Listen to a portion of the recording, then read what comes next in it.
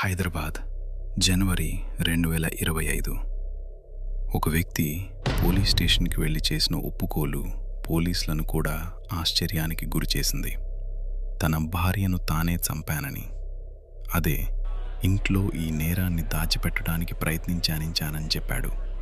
పోలీసుల ప్రకారం ఆ ఆధారాలను నాశనం చేయడానికి కిచెన్లో ఉన్న వస్తువులు, ఒక ప్రెషర్ కుక్కర్ కూడా ఉపయోగించానని అతను చెప్పినట్టు సమాచారం. కానీ పోలీసులు ఇంటిని పరిశీలించినప్పుడు ఒక ఆశ్చర్యకరమైన విషయం బయటపడింది. ఈ కథను నిరూపించే స్పష్టమైన భౌతిక ఆధారాలు చాలా తక్కువగా ఉన్నాయి.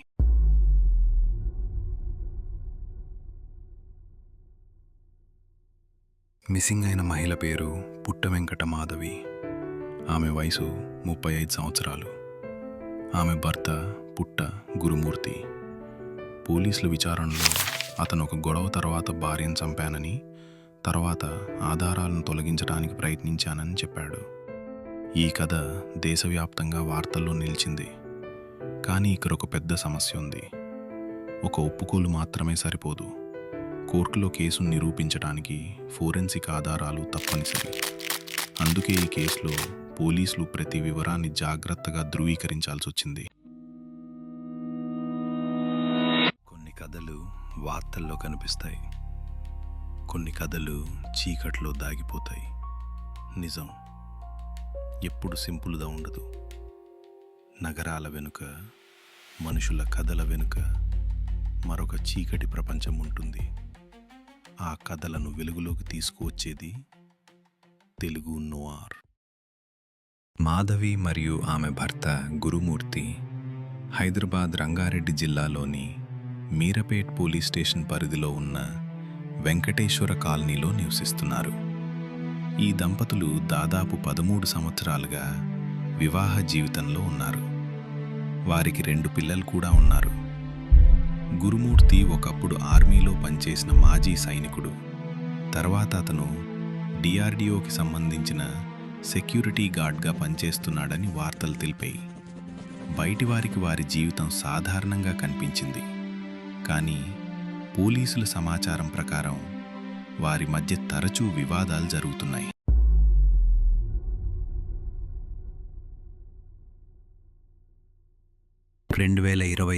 జనవరి మధ్యలో మాధవి అకస్మాత్తుగా కనిపించకుండా పోయింది. ఆమె కుటుంబ సభ్యులు పోలీస్ స్టేషన్లో మిస్సింగ్ కంప్లైంట్ నమోదు చేశారు. ఆ సమయంలో గురుమూర్తి కూడా వారితో కలిసి పోలీస్ స్టేషన్కి వెళ్ళాడు. మొదట తను సహకరిస్తున్నట్టే కనిపించాడు. కానీ విచారణలో పోలీసులు అతని మాటల్లో కొన్ని విరుద్ధతలను గమనించారు. దాంతో పోలీసులు మరింత లోతుగా విచారణ ప్రారంభించారు. విచారణలో ఒక దశలో గురుమూర్తి షాకింగ్గా ఒక విషయం చెప్పాడని పోలీసులు తెలిపారు. భార్యతో జరిగిన గొడవ తర్వాత తాను ఆమెను చంపానని అతను చెప్పినట్టు సమాచారం. తర్వాత ఆధారాలను నాశనం చేయడానికి ప్రయత్నించానని కూడా చెప్పాడని పోలీసులు తెలిపారు. ఆ ప్రక్రియలో కిచెన్లో ఉన్న వస్తువులు, ఒక ప్రెషర్ కుక్కర్ కూడా ఉపయోగించానని అతను చెప్పినట్టు అధికారులు వెల్లడించారు. ఈ సమాచారం బయటకు రావడంతో ఈ కేసు దేశవ్యాప్తంగా చర్చకు దారితీసింది.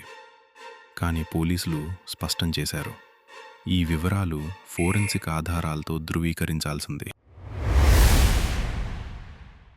అందుకే వెంటనే ఫోరెన్సిక్ బృందాలను ఇంటికి పంపించారు.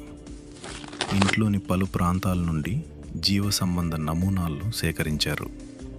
ఆ నమూనాలను DNA పరీక్షలకు పంపించారు. ఇంకా అతను చెప్పిన ప్రదేశంలో పోలీసులు నీటి మడుగును కూడా వెతికారు. డైవర్స్, పోలీస్ బృందాలు మరియు ఫోరెన్సిక్ నిపుణులు కలిసి ఆధారాల కోసం శోధించారు. ఒక క్రిమినల్ కేసులో పోలీసులు 3 విషయాలను నిరూపించాలి. ఏం జరిగింది, అది ఎలా జరిగింది, అది నిరూపించే ఆధారాలేమిటి. ఒప్పుకోడు ఉన్నప్పటికీ భౌతిక ఆధారాలు లేకపోతే కోర్టులో కేసు నిలబడటం కష్టమవుతుంది. అందుకే ఈ కేసులో అధికారులు ఫోరెన్సిక్ ఫలితాలను వేచి చూడాల్సి వచ్చింది. ఈ కేసు బయటకు వచ్చిన వెంటనే హైదరాబాద్ మొత్తం షాక్కు గురైంది.